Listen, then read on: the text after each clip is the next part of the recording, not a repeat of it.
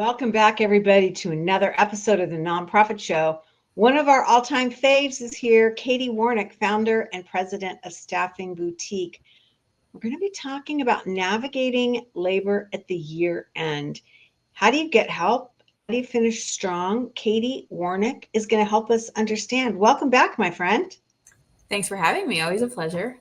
It's really going to be great. This is such a stressful time of year, and labor becomes a really big issue. And so I think it's going to be really cool to have this conversation with you so we can understand more about staffing and how we can bring temps in that really solve some problems and get us ahead. You know who gets us ahead every day are our presenting sponsors. They include Bloomerang, American Nonprofit Academy, Staffing Boutique, Holdings Nonprofit Banking, Interim Executives Academy, Your Part-Time Controller, Fundraisers Friday, and JMT Consulting. I'm Julia C. Patrick, CEO of the American Nonprofit Academy. I want to go ahead and mention that Tony Bell, one of our other intrepid co-hosts, and I have launched a new book called The Architecture of Fundraising. It's available on Amazon. It's a great read, if I do say so myself, about how you can go about structuring yourself and your organization for the art and the practice of fundraising. More importantly, Katie Warnock, founder and president of Staffing Boutique. Welcome back. Thanks for having me. You know, Katie, I love talking with you because I always feel like, honestly, you give it to us straight. Perfect. You've seen a lot going on and you continue to be ahead of the trends. Is this because you're based out of New York and things happen there first? And why is it that you seem to get this information and you share it with us before anyone else? Yeah, I know that's a weird question. But yeah, no, that's what they say, that New York feels it first, right? But I also feel like Europe actually feels it first, and then we feel it, and then then it goes to the West Coast. So that's probably what it is. We see the trends. Look at who just got elected into office. Right. It's really interesting. Well, I know you have staff members on the West Coast. And so you're not just, working in an insular fashion. And I want to point that out to everybody. But it's absolutely fascinating. I feel like over the years we've worked with you, you've said things that sometimes I thought, that's a little out there. And then it comes true. I love that. Yeah. That's amazing. It is. It's really cool. Okay, well, let's get into this and talk about the different types of labor that we can be looking at from a temp lens as we navigate this year end or this time. Talk to us about what you see in event management. Yeah, sure. So our heavy event season here are the spring and basically the fall, right? So October, November, and then late April, May, June.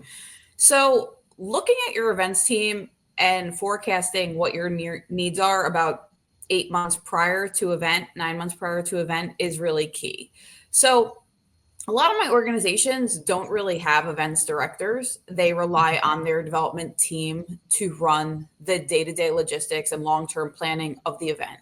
So thinking about that, if your event is one of the biggest fundraisers of the year or one of the biggest places where you're making money or relying on a huge amount of money, you need to really think about what is in place and what your staff looks like. It really isn't fair to the development director or the development associate or development manager to be handling all the logistics of the event on top of their main position, what their main job is. So first of all, if you don't have an events director, get one.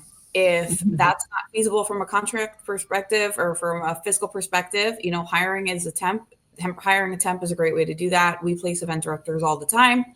And that is someone who is, essentially soup to nuts planning the event, from date, branding, everything that goes along with that, really like soup to nuts. But on the flip side of that, we would do event managers. So someone who is working for the organization that's just going to come in and kind of handle the day-to-day logistics, not the whole big umbrella of the event, right? So they know where the venue is, they know who the sponsors are, and they are just essentially making sure the sponsors get hit up. Are you returning again?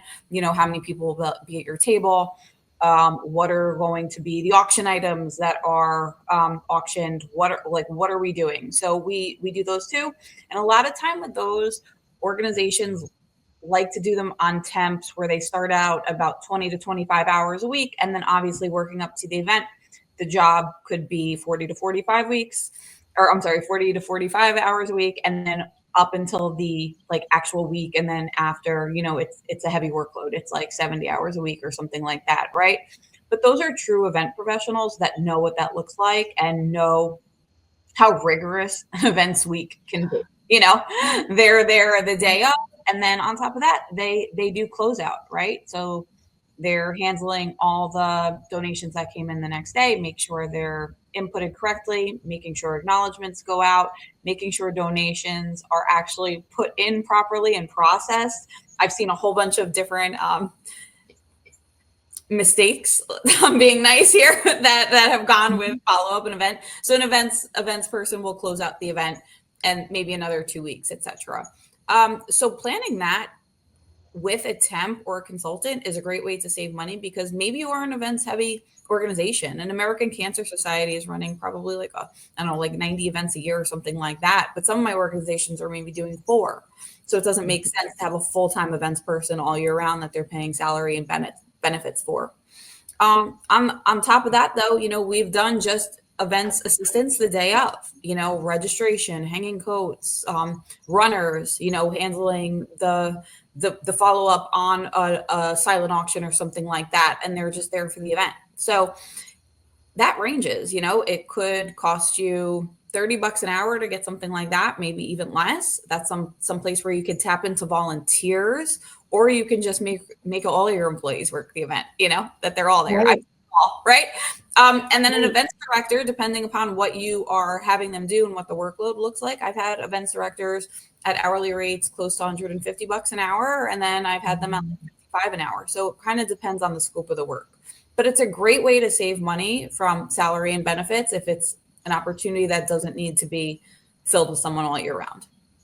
Katie, you said something really interesting, which I hadn't even thought about. And that is that you can bring a temp in the early stages and the hours are shorter. But then as you get closer to the event or you finish the event, that's when those hours ramp up. That was really interesting. I don't know why in my mind I was thinking it's the same each weekend. I mean, the workload is just different. It's pretty basic, prior to 6 months out than when it looks like the week prior, right? So thinking about what that workload looks like, writing that down, forecasting it now, what the weeks or the month goals are, you can figure out what you're going to need and what the workload would be. Again, it just doesn't make sense to pay someone a full-time salary if they're, 3 months out working 15 to 20 hours a week. You'd be saving a lot of money there.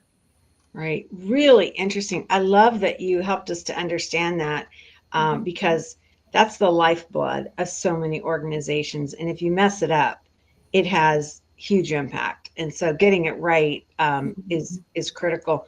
Let's move on to another type of support that could really benefit from the management of temp staffing, and that's donor support. Talk to us about that. Well, it's funny, right? Because a lot of my organizations are on fiscal years that run until, July 1, essentially, right? But a lot of people that donate to organizations are running on calendar years. And what are they trying to do? They're trying to give away their taxable income or pre-tax dollars before December 31st, right? That's what their tax accountant tells them to do.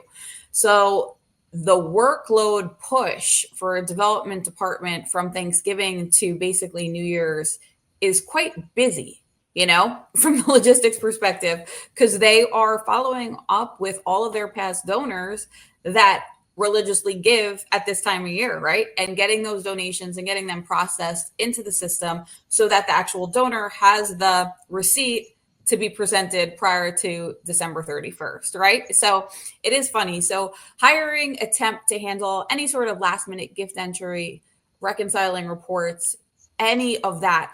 So many of my organizations are just kind of backdated with gifts, and they don't care, like they just don't care, but they care in December because someone who donated earlier, they're like, where's my acknowledgement letter? Where's my receipt? Right. So that's when the real push starts. So oftentimes we are finding, Razor's Edge database administrators, Razor's Edge data entry clerks, Salesforce data entry clerks, just to help with the year-end push to get these gifts into the systems. Interesting. It's a fascinating thing to think that you can actually find a temp who is knowledgeable about a certain software platform. Well, that's the key. This is the one area I say to find someone who is really skilled. You're not going to rely on a volunteer or someone's son that's home from college or something like that, because at the end of the day, this is your lifeblood of how you run your development department. So you really don't want it to be screwed up with a major error that could go on in your database, right? So someone who understands the importance of integrity in a fundraising software, and then finding someone who knows the software. We place Salesforce, Bloomerang, Razor's Edge. Some people are still on Donor Perfect, Sage. I've seen it all. Yeah, I appreciate you saying that, because I think that can be something that sours an organization if they get somebody to jump in and then the work wasn't done correctly. Then there's probably a sense that this is never going to be a good fit for us, right? This type of labor, versus understanding if you get the right skill in there, which you can find, you're going to have success, and you're going to be leaps and bounds ahead of where you wanted to be at the year end. Yeah, and I'm speaking specifically as someone who's talking about year-end data entry, but the truth of the matter is every organization should have a full-time database manager, and not every organization does. I do. Your data is so important. So when you have big projects that needs to be done, big cleanups that need to be done, global changes that need to be done, reports that need to be run correctly, you really want to make sure you have the right person to do it. And that's why hiring a temp for your end, can work with that person and just make sure the basic entry is getting done in whatever said fundraising database. Yeah, really interesting. I also want to talk about some of these aspects that are maybe a little nuanced, like thank you cards and holiday cards, and some of that stuff that really makes donors feel good, but maybe not so easy to manage. Are you seeing any of that, or is that just old school thinking? It's not old school thinking. I will say that I've had a major decrease in that type of work since COVID. It seems as though so many people have gone away from handwritten everything, right? Because we're so used to relying on email. But I do see it. It's not crazy, and that could be from anything, writing handwritten thank you notes to literally stuffing envelopes for a big mailing that's going to go out. So it just doesn't make sense if you're the director of development or the executive director to be stuffing and linking envelopes. You can hire a temp or a volunteer, get them in, teach them what to do, and just rely on them for that project specifically. It's so much more cost effective to do it that way than to take your director of development away from a lunch that might be closing a big gift or something like that. Yeah, I'm glad you said that, because it's absolutely, what is that line? Penny wise, pound foolish, right? You think, oh, I'm saving money, but ultimately you're misspending. Yeah, Right? no, I know. I mean, I handwrite all of my Christmas cards, and I finally just outsourced it to my sister. Don't tell anyone. But I mean, for what, 13 years, I stuffed about 300 envelopes and handwrote them. So it was crazy. It would take me weeks and weeks, and my Christmas cards never went out at the right time. They always went between Christmas and New Year's. Yeah, I mean, it's one of those things. It's a hard issue to manage, and I think that's why having this discussion today is so interesting. Mm-hmm. Because we do have these things that we want to get done, and we want to do them with integrity, but the reality is it's not so easy to manage it. Mm-hmm. Let's No. talk about volunteer management. Now, this is an interesting aspect.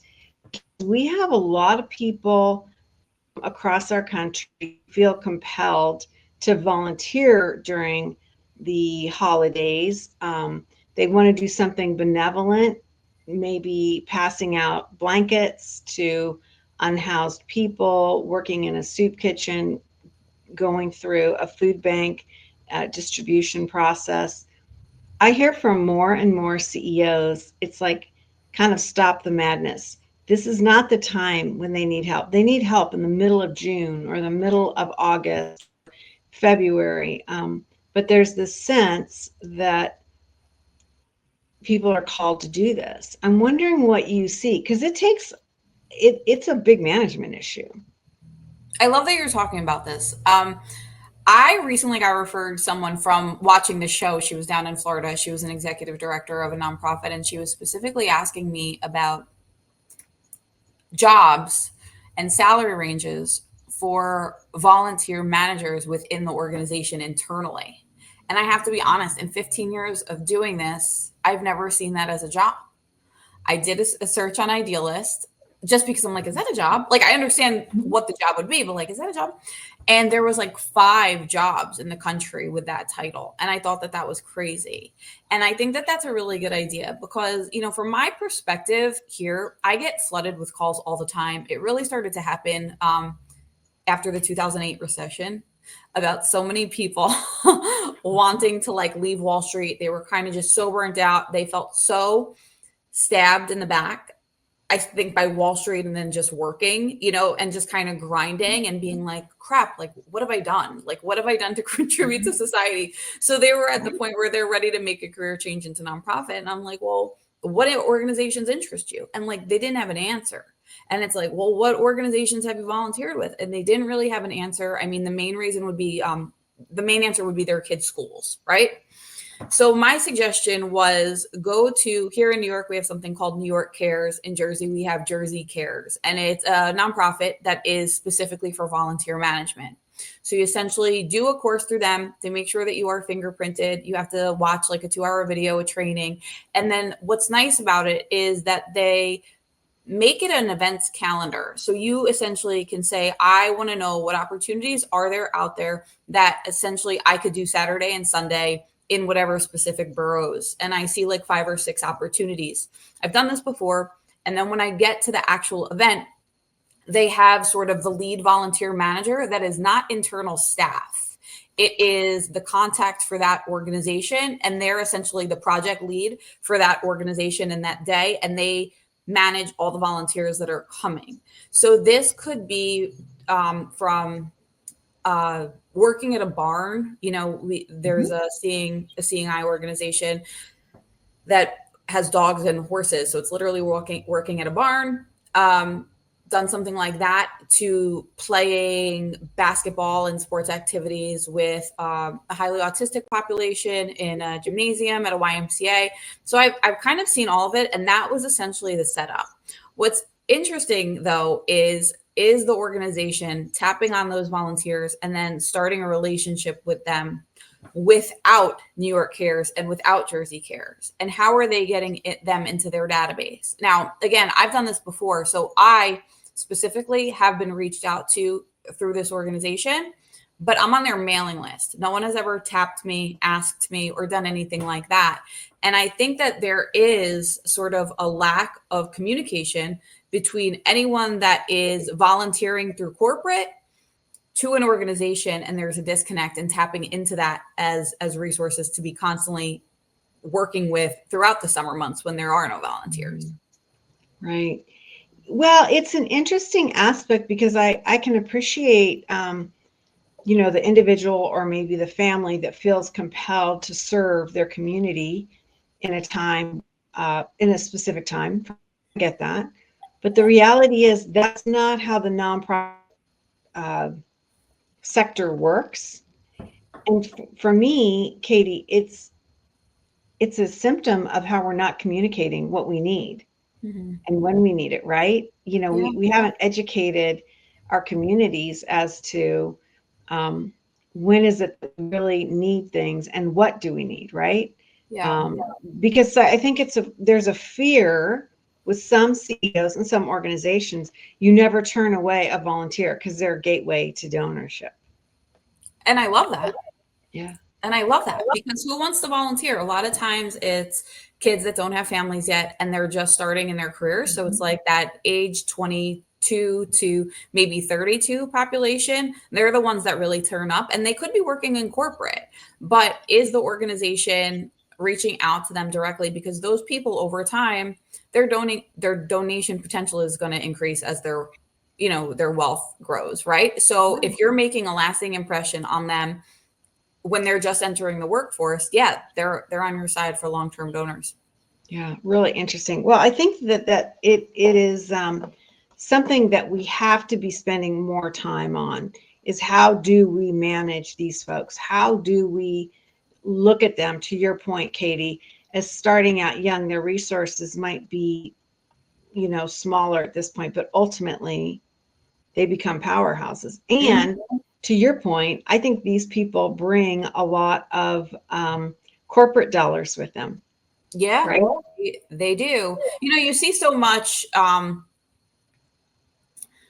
least I do, on organizations pages where it'll be like, oh, thanks to our UBS volunteers who came over to do this coat drive today, or thanks to the American Express Foundation for bringing over their staff to handle this soup kitchen today, or whatever. But I am interested to know, if they are staying in touch individually, or they're just staying in touch with the head over at Amex Foundation.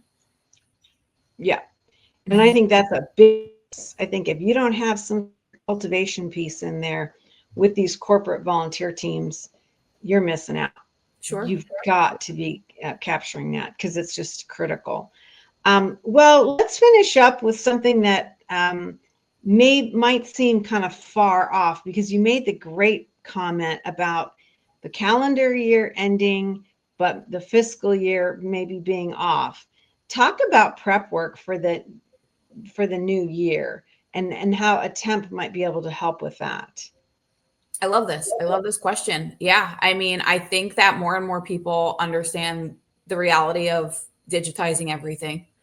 So, bringing in a temp maybe to scan old documents, digitizing old files, creating some sort of access system for the whole company, whether it be on, Google Docs or what have you. You could bring in a temp or a project maybe to do 2 to 3 times a week. That tends to be monotonous work. So it's not something you want to do to someone every day for 8 hours, but bringing them on, to handle, essentially it could be a 3-month project, a 6-month project, but only 2 to 3 days a week. That's a great place to hire a temp, someone that only wants temp work. Maybe they're finishing up a master's or something like that.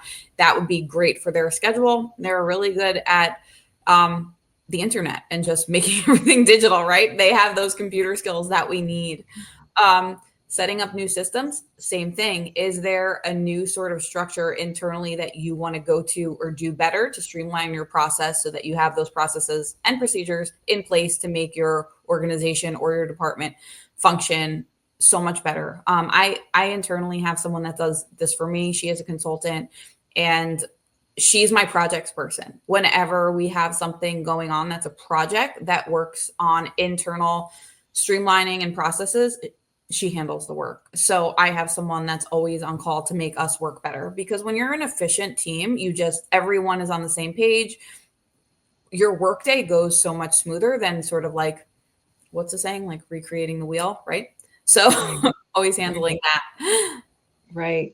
Well, and I think that there's something, I mean, I don't know about you, but for me, there's something really calming at the end of the year, like before the year ends, to know that when I come back to the office on January 2nd, I'm good to go. I mean, all of the 2026 files and folders and systems are ready to go. When you start the new year off with your systems in place, you can just be so much more efficient and calm and get going, versus wait to do all those, setting up all those systems and the folders and all of that you have to do within your system. I don't know about you, but I have a lot of folders, right? Yeah. Yeah. And I think that the calendar, we hear so much like having a grants calendar and making sure that you're filing the grants at the right time, or doing follow up on a grant at the right time, or the reporting of a grant at the right time. But what are we doing for everything else? What about our marketing calendar? What sort of strategies have worked at this time of year, and making sure that those things are in the calendar essentially for the whole year. So you have a plan out of marketing, of fundraising strategies, etc. So you don't have to deal with this every month or 2 months, having that in your calendar. The other thing too is embrace AI. 12 months ago, I would have said, I'm never pushing this, but the reality of it is it's here, and it's, it's making so many things so much easier. I'll give you an example. Um, I've been really struggling with my inbox as someone who prides herself on getting back to everyone by the end of the day. But, if I go for a walk in the morning and I'm not starting my day at 7 or 8 a.m. and I start calls at, like 9:30 or 10, and then I'm on back-to-back calls till about 2 or 2:30, it could be 3 p.m. before I'm looking at an email, and I'm at about 150 emails. And I'm saying to my staff, please take me off of copy. I can't. If you need me, I'm here, but like I can't be on any of the data logistics. When I said that night, I got fed an ad on Instagram, essentially like, is your inbox killing you? And I'm just like, yeah, verbatim, bro. Like, yes, my inbox is killing me. Anyway, I downloaded this AI tool. I did a free 2-week trial. It's called Fixer AI, Fyxer. It went into my Gmail, and it essentially separates everything that I'm copied on, anything about meetings, anything that's marketing, and anything that I have to respond to. And on the things that I have to respond to, if it's a resume coming in, a lot of times what I do is I respond with Zaina's Calendly to book a time with my recruiter. And now it essentially has saved Zaina's Calendly. So it essentially drafts the response, because so many times the response is, great, book a time with us. Here's our Calendly, right? And it drafts that, and then it's in my draft. So when I open up my email, I just have to hit send on that. And it's basically been a game changer for me. So embracing that in your 2026 strategy, it will probably streamline a lot of the stuff for you. I love that you brought that up, and I appreciate you being honest. I know that you are on the East Coast, I'm on the West Coast. It is remarkable how you and your team respond when I know damn well it's late at night in the East. And as I'm finishing my day, that's really arduous to be managing all that. So good for you. Yeah, I mean, something that I say to my team all the time is like, I want you to be a good functioning team. Prioritize yourself, put work second. So that means get your steps in, get your exercise in, feed yourself well, get sunlight, hydrate, and then let work come in. So by doing that, my team tends to always be working. I think that they work in blocks, right? So, they'll do like 3 hours straight. They'll go for a walk. They'll go get their nails done. Then they're working for 3 hours straight. And then they're doing something else. Maybe they're meal prepping or something like that. They're at the gym. Then they're working for 3 hours straight. So with that, we have like 24/7 coverage over here. Yeah, it's really. I don't make them do that, by the way. I'm not saying to them work all the time. It's like they just do it. And I think it's because of what I've emphasized them to be healthy people, Yeah, because they're when they're working, they're working. Exactly. They're focused, and they're working with intent versus kind of lumbering through. Yeah, that's a cool way to approach that. Well, as always, Katie, it's great to get your perspective, learn from you. I feel like you give us so much of a glimpse into what's coming down the pike, what we need to be looking at in the nonprofit sector. And it's such a cool thing to know that you're with us and that you're sharing this information. Katie Warnock, she's the founder and the president of Staffing Boutique, and you can learn more about Katie and her amazing team at staffingboutique.org. There you'll learn about all their different folks that work within her company and what they do and how they do it. It's just riveting and a really good way to start if you're not sure how to go about this. We're never not sure about anything when it comes to our sponsors because they do amazing work too. They include Bloomerang, American Nonprofit Academy, our friends of course at Staffing Boutique, Holdings Nonprofit Banking, Interim Executives Academy, Your Part-Time Controller, Fundraisers Friday, and JMT Consulting. These are the folks that are with us day in and day out as we have now passed 1,400 episodes of the Nonprofit Show. And Katie was one of the very first, I've got to say. I was.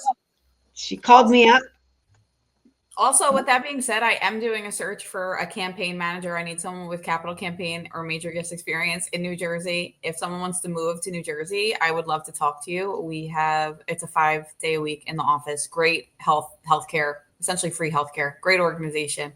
Surgeries for free, lunch for free, free parking. Move. Contact me, Katie at staffing.boutique.org. I love it. Good for you. Okay, well, we're going to be on the hunt for that. Definitely, definitely. Yep. Well, Cool. as we end each and every episode of the Nonprofit Show, we end with this message, and it goes like this: to stay well so you can do well.